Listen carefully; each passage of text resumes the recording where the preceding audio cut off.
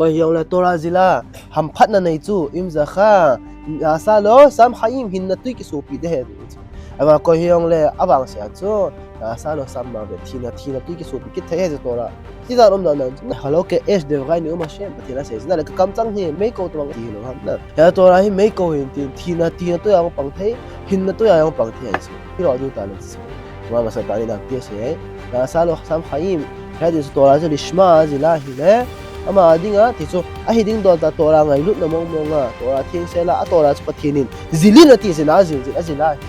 ama dinga hin na tu ki so di ga ga a dung ge la thil dang ja azila hi ga thi na tu ki so de hi ama to so ha ko sha da ti se lo mon chom bia ge ma la se ta lo betok shiro lishma ba lishma mi khan Torah chu lishma injil hi yong le ti chu Torah pathin tupi AP hi ti yongyal pun jil hi yong le certificate mai digin jil phat yong le na zilin jil phat hen chal phat hen izi nam ti le di khat ting le tok sholo lishma go lishma ko na chu lishma hu chom de de abula chu he nge